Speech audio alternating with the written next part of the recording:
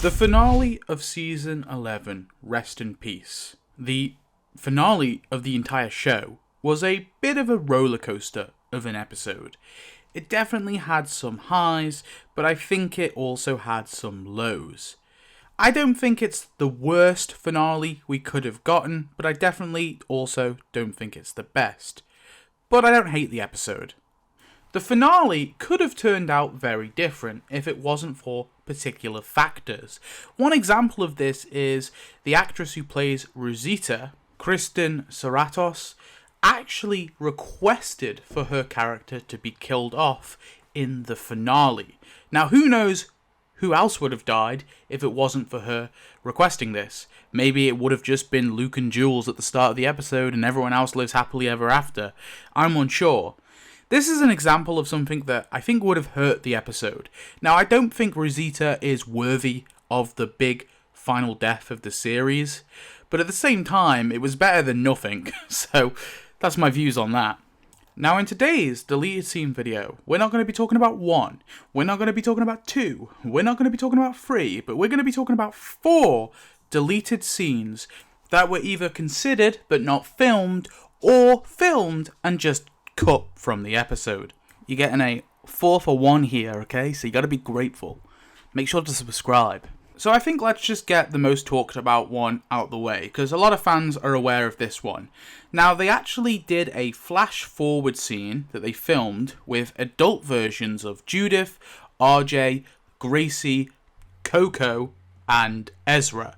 Ezra being the son of Jerry and Nabila, if you didn't know. We know this scene definitely was filmed, but they never released this on any of the DVDs or Blu-rays, so you can't see it, unfortunately. But basically, in the scene, there was going to be a van that would pull up, we'd see all the characters, and we learn that they're looking for survivors to bring back to their community. And then RJ takes out a radio and calls out saying, "If you can hear me, answer back. This is Rick Grimes." And then a survivor would reply saying, "Hello?" And that was the scene. This would have basically been at the end of the episode, where we would see a glimpse into the future. Now, why was this cut? First off, I'm going to be honest, I think it's a little cheesy. Very cheesy. Now, this is meant to be a callback to Season 1, Episode 1, where Rick is in his cruiser, trying to contact survivors on his little police radio. And of course, Rick also uses the radio to contact Morgan. That's like a big motif in the first season. It would have been a way to harpen back to the show's roots, I guess. I'm pretty confident the cheese element was part of the reason why it was cut. But the main reason had to be all the spin-offs that they had lined up after the show's end. Of course, you have the ones who live that may or may not have some characters in it. I don't want to spoil it. And sure, none of these characters show up in Daryl Dixon or Dead City, but if you want them to in the future, you've now just made it harder. As well as this, the ending kind of feels like something out of Fear the Walking Dead. Now, if you don't know, Fear the Walking Dead Season 5 and 6, and God, a lot of Fear the Walking Dead, to be honest, has this weird obsession with radios and helping other survivors. And I don't know, maybe it just felt a bit too familiar with that, so that was part of the reason they cut it too. I'm glad it was cut. The main reason why is it just leaves the option open in the future to do a legacy character show. You know, Kaylee Fleming, who plays Judith, when she's fucking 18 now, which is crazy, but when she's in her late 20s, they could do a legacy show, and they could just have her continue to play the character she played when she was younger. Maybe recast the RJ actor, I don't know, but there you go. But if they had this scene, they would have kind of put themselves in a little bit of a hole here, because these actors were hired for one scene and one scene alone. Who knows if they'd be able to carry a show on their own shoulders? We just don't know, but we'd have more leniency when it comes to the legacy actors. So that's why I'm okay with them cutting it. So that's scene 1. Now on to scene 2. Now this one's very minor indeed, but I definitely wanted to include it because I think it was missed in the show. They should have kept it. Now Ross Marquand, the actor who plays Aaron, revealed this in a podcast and I believe also at Comic-Con. So essentially, in the scene where Lydia is handing out mail, she was going to hand Aaron a letter from a male admirer in the Commonwealth. Aaron declines and explains that he's far too busy and he's not going to reply to this man's love letter. This would have been a callback to an earlier scene in season 11 where Aaron talks about how he had rejected Eric multiple times before he finally said yes to a date. He asked me out that night and I said no. And I kept saying no for the next 6 months. Guess I thought I was too busy. However, of course, this time, Aaron has a daughter, so Gracie encourages Aaron to pursue the relationship, arguing that he always is selfless and for once, he should do something for himself.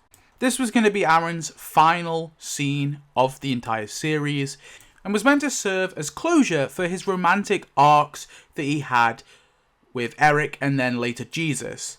It was meant to show that he's finally processed that grief and he's willing to move on. Why was this one cut? Most likely because of time. That whole sequence in the epilogue with those multiple scenes kind of wrapping up every character, it's quite a long sequence anyway, and they most likely wanted to make it as short as possible so they could have all the action earlier on in the episode. Real shame though, because I definitely think this serves as a nice bookend to Aaron's character, and I do wish they included it. It was filmed also, it just, again, is not on the DVDs or the Blu-rays. Blame Scotty Gimple. Now, these next two are not really deleted scenes in the traditional sense. These are more concepts that were going to be made, but then due to certain behind-the-scenes stuff, they just were never filmed. But I still wanted to talk about them, so let's go. Before I talk about the third deleted scene, I just want to harken back to the season 11 finale. Remember, near the end, where we see a bunch of archival footage and a bunch of characters saying, "We are the ones who live." You remember that scene? They just used archival footage.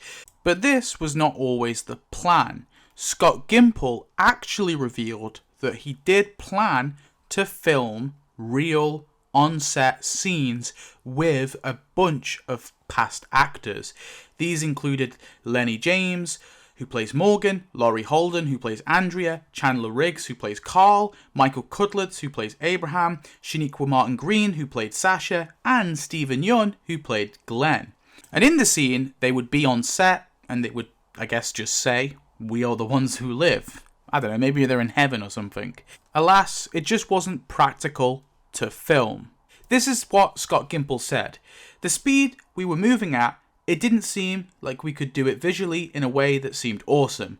This was scheduled in a very tight way, and we would have had to schedule multiple shoots throughout the country to do it. Also, you know in the older seasons of Survivor, when they went directly from the last tribal council to the live event, and everybody looks completely different over the span of 30 seconds, I was a little worried about that too. Josh McDermott's hair is blonde right now.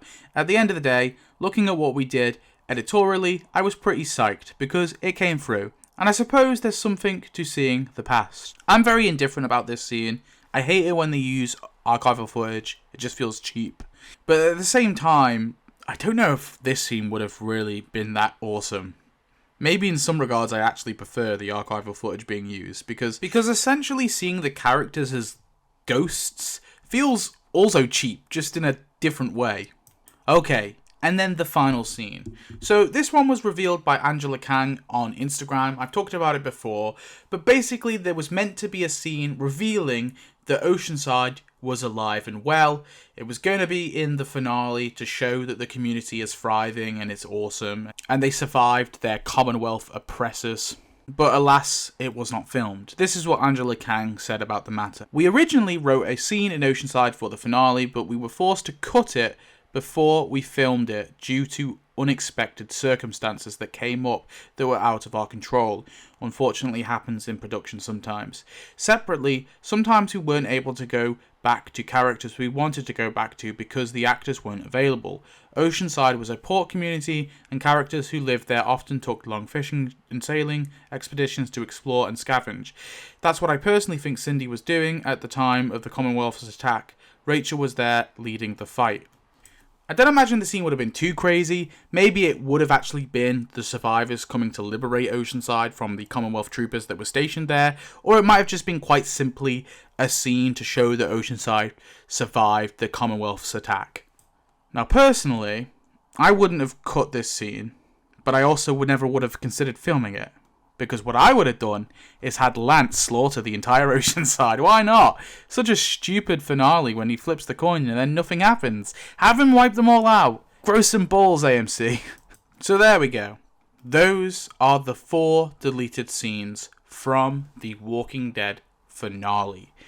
Which ones would you have cut, and which ones do you think should have stayed? Let me know in the comments below. Thank you to all channel members. We've got Baddie, Just Jordan, August Fisher, Austin Mann, Jesus, Logan Keeley, Jack Sokel, Charles, Nova, Gamer J, Tyler B, Beatleaf TTV, Ralph Farhar, Gnostics212, Carl Grimes is my man, True Paranormal, Jackson Nye, Shreya Art Christ, the YouTube TV show, Corey, Mike Games, and Papillion. And then a huge, mega shout out to these absolute Walker slaying legends, my top tier members. We've got Coda Carl, Whatever Comes to Mind, Gavin Kelly, Z Fungi 148, Turbo Clash G, and Red Lemon Cola. Cheers.